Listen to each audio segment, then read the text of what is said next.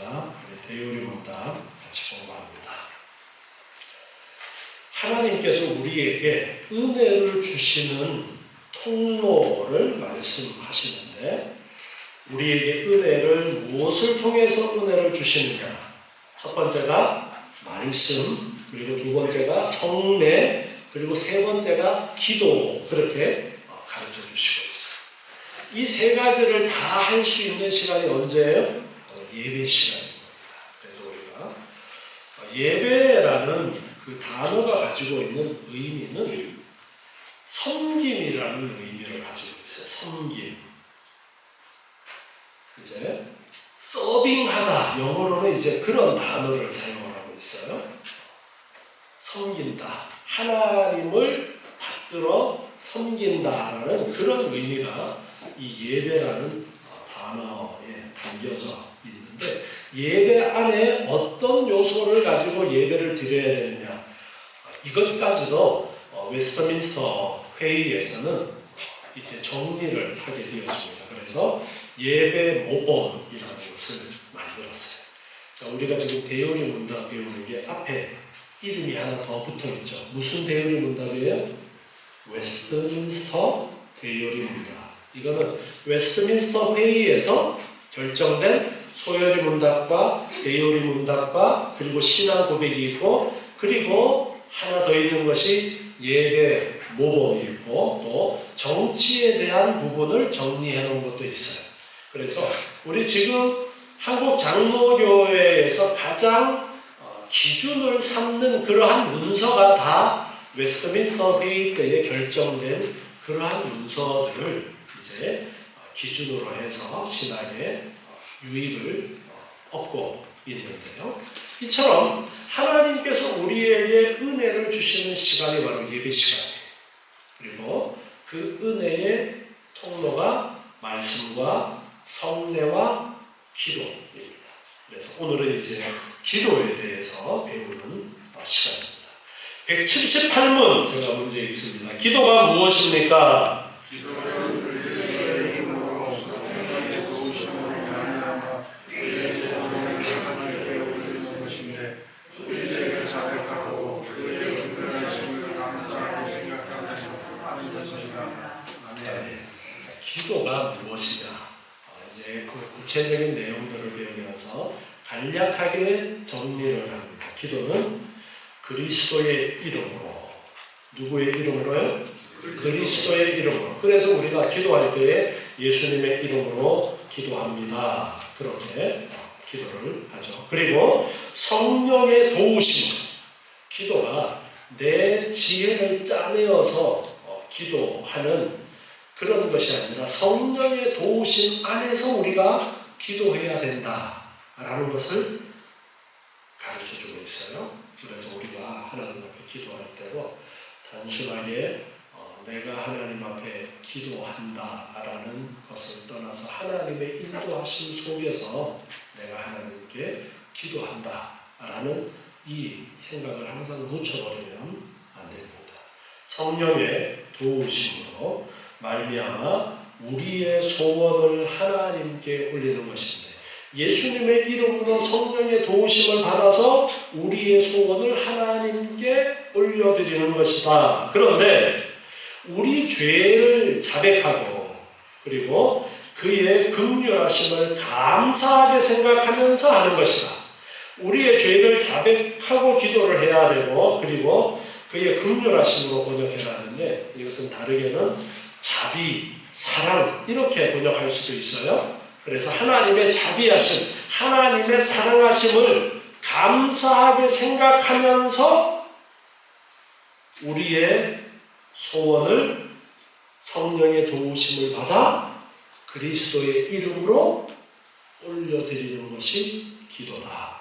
그렇게 간략하게 정리를 해서 가르쳐주고 있습니다. 그래서 핵심적인 단어들을 먼저 간략하게 말씀하시는데, 그리스도의 이름으로, 성령의 도우심으로, 그리고 우리의 죄를 자복하고 하나님의 사랑을 감사하게 생각하면서 소원을 하나님께 올리는 것이다. 그렇게 정리를 해주고 있습니다. 로마서 8장 26절 말씀에 보면요.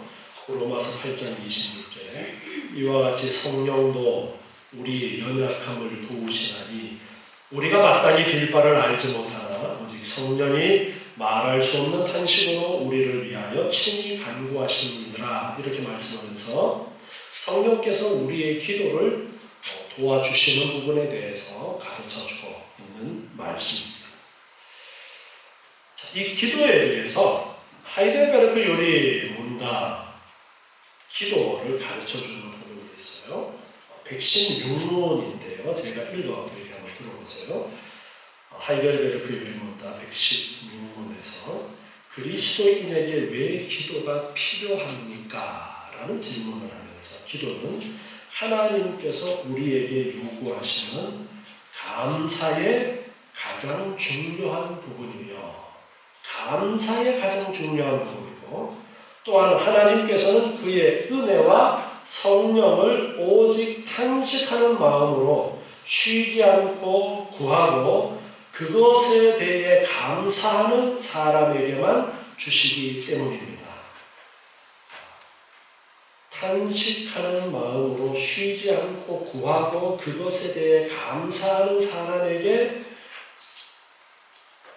주시기 때문에 기도를 해야 된다는 거예요. 그래서 은혜와 성령을 탄식하는 마음으로 구하는 자, 그리고 감사의 가장 중요한 부분이 기도이다. 그러니까 하나님이 우리의 필요를 다 아신다고 했잖아요. 그러니까 기도할 필요가 없는 거잖아요. 그럼에도 불구하고 기도하라고 하신 이유, 기도하라고 말씀하셨기 때문에 우리는 우리의 필요를 감사하면서 구해야 된다라는 거예요. 끊임없이 하나님 앞에 기도하라는 겁니다. 그리고 117문에서 하나님께서 기뻐하시고 들으시는 기도는 어떤 것이냐? 첫째, 그의 말씀에서 자신을 계시하신 유일하신 참 하나님에게만 기도의 대상을 말씀하고 있어요. 참 하나님에게만 그가 우리에게 구하라고 명하신 모든 것을 마음을 다해 기도합니다. 두 번째는 우리 자신의 부족과 비참함을 똑바로 철저히 깨달아 우리의 연약함을 철저하게 깨달아 그의 어미 앞에 겸손히 구합니다. 그리고 세 번째, 비록 우리는 받을 자격이 없는 자들이지만 하나님께서 그의 말씀에서 약속하신 대로 우리 주 그리스도 때문에 우리의 기도를 분명히 들어주신다는 확실한 근거를 우리는 가지고 있습니다. 예수님의 이름으로 구하면 주시겠다는 확실한 그 약속의 말씀이 있기 때문에 그 약속의 말씀을 의지하고 우리는 하나님께 기도합니다. 이렇게 하이델베르크 요리문답에서도 기도에 대해서 우리에게 잘 가르쳐주고 있습니다. 자, 이제 다시 우리 대요리문답 179문으로 넘어가 보겠습니다. 179문, 우리는 하나님께만 기도할 것입니까? 하나님이 마음을 감사하시고 우리의 요구를 들으시며 죄를 용서하시고 모든 사람의 소원을 이루어 주실 수 있으며 하나님의 시간과 종교적 예배의 대상이 될 수 있으므로 예배의 특별한 부분의 기도는 모든 사람이 그에게만 올려하고 그 한 분 외에 아무에게도 기도를 않는다. 아멘. 우리가 다른 대상에게 기도해서는 안 된다는 거예요. 특별히 이 웨스트민스터 회의에서 이 부분을 강조를 하는 것은 로마 가톨릭이 기도할 때에 누구를 통해서 기도하는 것을 많이 이야기해요? 마리아를 통해서 기도하는 것을 많이 합니다. 그래서 어떻게 우리가 감히 하나님께 직접 나아갈 수 있어? 그러면서 마리아를 통해서 기도하려고 하는 그런 일들이 있는데 우리의 기도의 대상은 마리아가 아니에요. 우리의 기도의 대상은 하나님만이 우리의 기도의 대상입니다. 그리고 가톨릭에서는 많은 성자들이 또 있어요. 성 누구누구, 성 누구누구 하면서 산타클로스도 그러한 사람 중에 하나예요. 세인트, 산타, 그 말이 성, 한국말로 하면은 거룩한 성 누구? 클로스라는 사람. 이렇게 되어지는데 성인들을 또 기도의 대상으로 삼는 그런 일들도 있는데 오직 기도의 대상은 하나님만이어야 된다. 왜 그러냐? 우리의 마음을 감찰하시고 우리의 요구를 들으시고 죄를 용서해 주시고 모든 사람의 소원을 이루어 주실 수 있는 분이 하나님뿐이기 때문에 그렇습니다. 그래서 우리는 하나님께만 기도해야 됩니다. 그리고 하나님만이 신앙과 종교적 예배의 대상이기 때문에 그렇다. 하나님만이 종교의 대상, 우리의 예배의 대상인데 예배의 특별한 부분인 기도는 모든 사람이 그에게만 하나님께만 올려야 하고 그 한 분 외에 아무에게도 기도해서는 안 된다. 하나님 외에 그 어떤 존재에게도 기도해서는 안 된다. 하나님만이 예배의 대상이다. 그래서 우리가 예배에서 자꾸만 사람이 주인이 되려는 그러한 경향을 사람은 가지고 있습니다. 그래서 사람이 주인이 되지 않도록 해야 된다라는 가르침을 계속해서 우리는 배우고 있는데요. 그래서 예배 드릴 때는 하나님께 초점을 맞추어서 예배를 드리도록 해야 된다. 그래서 어떤 경우에는 열린 예배라고 해서 사람들에게 초점을 맞추어서 예배한다라는 그러한 이야기를 하기도 합니다. 열린 집회를 할 수는 있습니다. 그러니까 복음을 잘 알지 못하는 사람들을 타켓으로 해서 집회를 할 수는 있어요. 그런데 예배는 그 사람들이 대상이 아니에요. 예배의 대상은 오직 누구여야만 됩니까? 하나님이어야만 되는 거예요. 그래서 거기에다가 열린 집회라고 하면은 그래도 좀 생각해 볼 수 있지만 열린 예배라고 해서 예배의 초점이 사람에게로 기울어지는 그런 것이 되어서는 안 되는 거예요. 그래서 항상 예배의 초점은 좀 지나치다 싶을 정도로 사람이 아닌 하나님께 집중이 되도록 하는 것이 중요하다는 것을 우리 놓치지 말아야 됩니다. 그래서 예배 가운데서는 하나님이 우리의 이 예배, 우리가 섬기는 그 대상이 되어야지 사람이 그 영광을 빼먹으려고 하면은 안 된다라는 것을 항상 유념해야 됩니다. 그래서 기도의 대상도 오직 하나님만이 우리의 기도의 대상이 되는 거예요. 다른 존재들은 우리의 기도를 들어줄 능력이 없습니다. 하나님만이 우리의 기도를 들어주실 수 있는 능력이 있기 때문에 그래서 우리는 하나님께만 기도하는 거예요. 그런데 말세의 때에 사탄이 많은 능력을 행하는 일들이 있다고 그랬어요? 없다고 그랬어요? 있다고 했어요. 그러다 보니까 몇 가지 능력 행하는 것에 혹해가지고 사탄을 섬기는 그러한 자리에 들어갈 수가 있어요. 우리는 분명하게 알아야 됩니다. 우리의 모든 기도를 들어주시고 이루어 주실 수 있는 전능하신 분은 하나님뿐이시다. 사탄은 잠깐 동안 미혹해 하는 일들은 할 수 있어도 모든 우리의 기도를 들어줄 수가 없다. 자, 사기꾼이 투자를 하세요. 투자하면은 한 달에 1,000만 원씩 돌려드리겠습니다. 1억을 투자하면 한 달에 1,000만 원씩 드리겠습니다. 이거 귀가 솔깃해야 해. 솔깃하죠? 그리고 1억을 맡겨놨더니 1,000만 원씩 맡겨요. 자, 10억 맡기면 얼마예요? 계산이 빨리 안 되시네. 10억 맡기면 얼마씩 받는 거예요? 1억이잖아요. 와, 그러니까 10억을 투자해. 야야! 갖고 와가 우리 같이 투자하자. 그래서 그랬더니 세상에 1억씩 막 나와. 이게 여기까지가 사탄이 할 수 있는 일이에요. 그런데 이 10억 투자하면 1억씩 주는 게 10년, 20년 가요? 금방. 네. 10년, 20년 어디서 그 돈이 나와요? 사탄은 미천이 있어요. 그런데 하나님은 미천이 있어요, 없어요? 없으신 분이에요. 무한히 권능이 있으신 그런 하나님이시잖아요. 하나님은 얼마든지 주실 수 있지만 사탄은 그게 다 뭐였어요? 사기치려고 미혹하기 위해서 미끼 던진 거예요. 그렇기 때문에 오직 하나님만이 우리의 기도의 대상이시다라는 것을 우리는 분명하게 기억해야 됩니다. 자, 다음 180문 보시면요. 180문 그리스도의 이름으로 기도하는 것은 무엇입니까?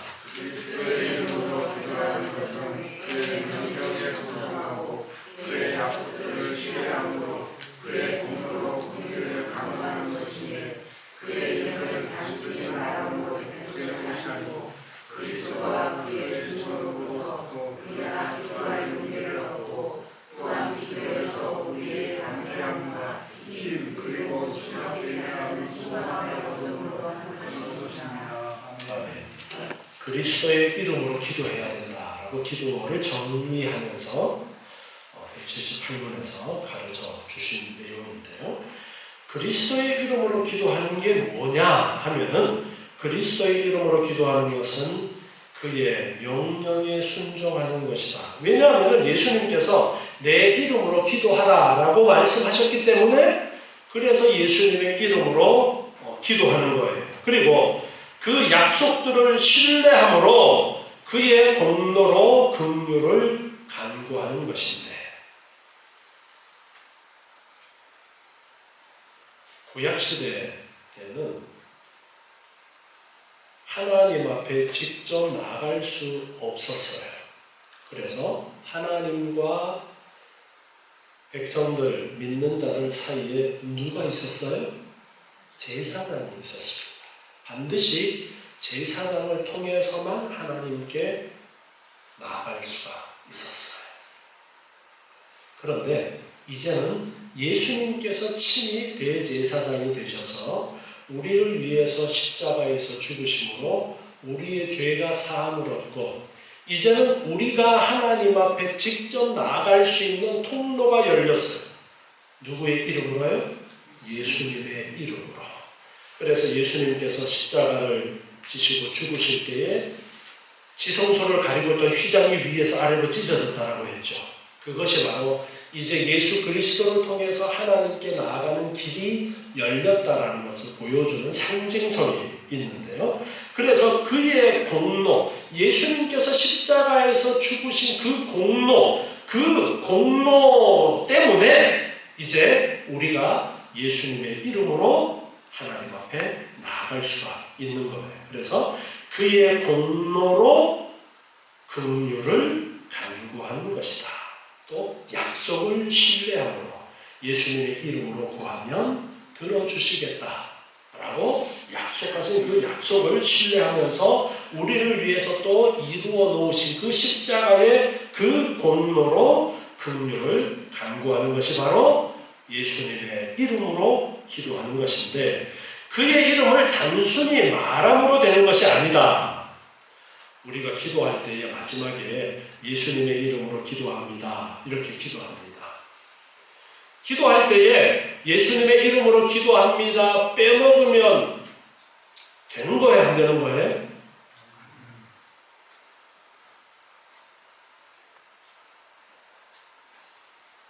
서명이 뭐예요? 서명이 사인이잖아요. 서명하면서 내 이름 오시온 이렇게 써야만 서명해. 줄 하나만 찍고도 서명이에요.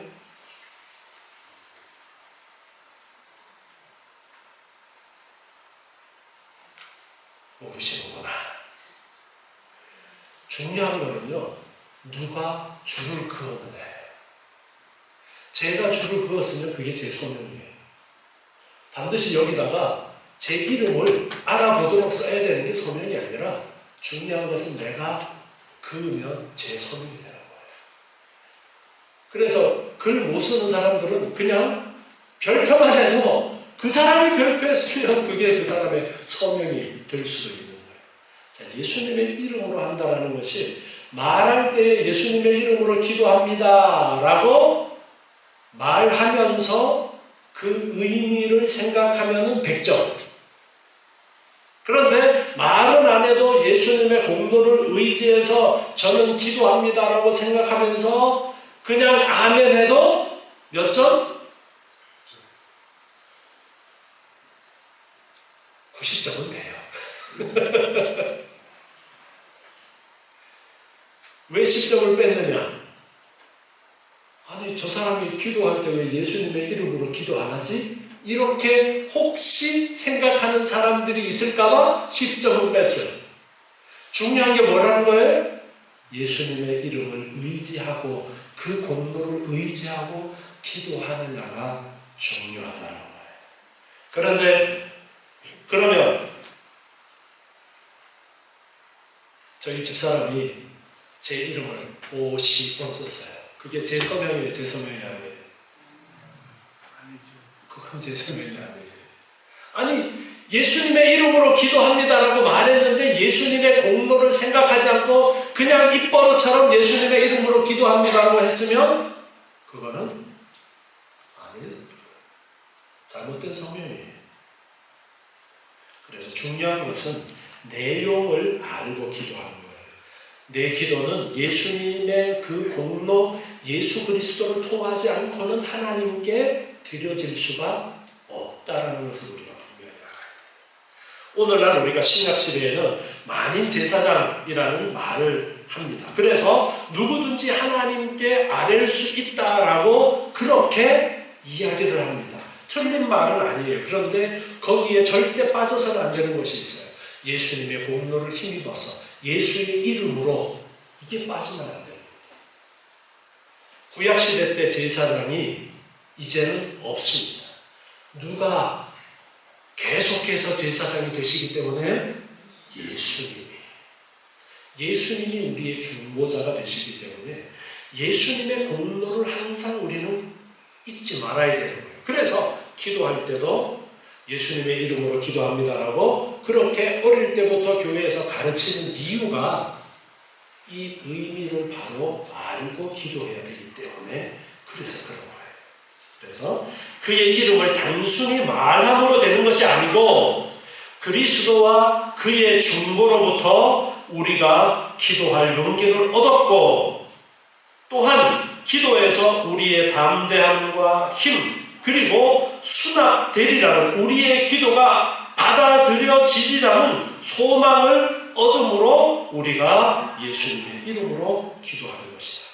예수님의 중보라는 것은 예수님이 하나님과 우리 사이에 구약시대 때의 제사장의 역할을 지금도 계속해서 하고 계시기 때문에 예수님의 그 중보의 그 은혜를 생각하면서 예수님의 이름으로 기도합니다. 그렇게 기도해야 되는 거예요. 입버릇처럼 말하는 것이 아니라 우리가 버릇처럼 이야기하지만 거기에서 반드시 이런 이유 때문에 예수님의 이름으로 기도하라고 했구나. 예수님의 그 공로를 힘입어서 우리가 하나님 앞에 나아가기 때문에 그래서 이렇게 말씀하셨구나. 그것을 알고 우리가 예수님의 이름으로 기도하려고 합니다. 다음 181문입니다. 우리는 왜 그리스도의 이름으로 기도해야 합니까?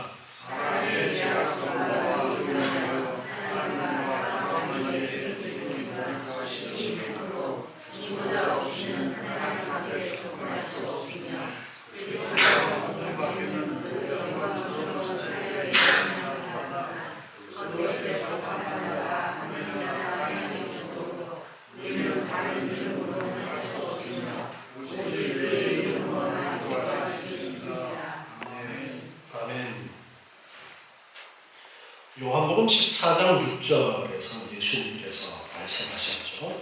내가 그 길이요 진리요 생명이니 나로 말미암지 않고는 아버지께로 올 자가 없느니라. 예수님을 통하지 않고는 아버지께로 올 자가 없느니라 이렇게 말씀하셨어요. 그래서 이 사람의 죄악성 그리고 이로 인해서 하나님과 사람 사이에 생긴 거리가 심히 크기 때문에 중보자가 없이는 하나님 앞에 접근할 수가 없습니다. 그래서 중보자가 필요한데 그리스도 한 분 외에는 그 영광스러운 사역에 임명받았거나 그것에 적합한 자가 하늘에도 없고 땅에도 없어요. 천사들도 안 되는 거예요. 이 중보의 사역은 오직 예수님만이 그 일을 부여받으셨기 때문에 예수님 외에는 중보자가 되실 수가 없어요. 구약시대 때 제사장들은 예수 그리스도의 그림자로서 가르쳐 주시는 거예요. 그런데 제사장이라도 하나님 앞에 나아갈 때는 반드시 무엇을 가지고 나갔어야 됐었어요? 피를 가지고. 짐승의 피. 예수님의 희생을 상징하는 짐승의 피를 가지고서만 하나님 앞에 나아가서 백성들의 중보의 역할을 했던 거예요. 그런데 예수님께서 오심으로 구약의 모든 제사는 이제 끝났고 예수님께서 자기 몸을 제물로 드리신 그 제사가 매년 대제사장이 바뀌었는데 이제는 대제사장이 안 바뀌는 거예요. 왜냐? 예수님은 계속 그대로 그 일을 하시면서 계시기 때문에 바꿀 필요가 없어요. 영원토록 그 중보자의 대제사장의 역할을 하고 계시는 거예요. 그래서 예수님 한 분만이 그 일의 임명을 받으셨습니다. 그래서 그것에 적합한 자가 하늘이나 땅에 없고 우리는 다른 이름으로는 할 수 없고 오직 그의 이름으로만 기도할 수가 있는 거예요. 예수님의 이름으로만 기도하는 거예요. 성모 마리아여 들어주소서. 그렇게 하면 돼요, 안 돼요? 안 돼요? 네. 오시원 목사님의 이름으로 기도합니다. 돼요, 안 돼요? 안 돼요? 네, 절대 안 됩니다. 네. 오직 누구의 이름으로? 예수 그리스도의 이름으로만 예수님만이 그 중보의 역할을 하시기 때문에 그래서 기도의 요소에서 예수님을 통해서 기도한다는 이것이 너무나도 중요한 부분입니다. 그리고 성령의 인도하심을 따라서 누구에게만 기도해야 돼요? 하나님께만. 절대 우리의 기도의 대상이 엉뚱한 곳에 우리의 기도의 대상이 되어서는 안 된다는 것을 기억하시고 오직 예수님의 이름으로만 예수님이 우리의 중보자이시기 때문에 예수님의 이름으로만 기도해야 된다는 것을 아시고 우리의 연약함을 성령의 인도하심을 따라서 예수님의 이름으로 날마다 구하는 이 기도의 삶을 사시는 여러분 되시기 바랍니다. 기도하겠습니다.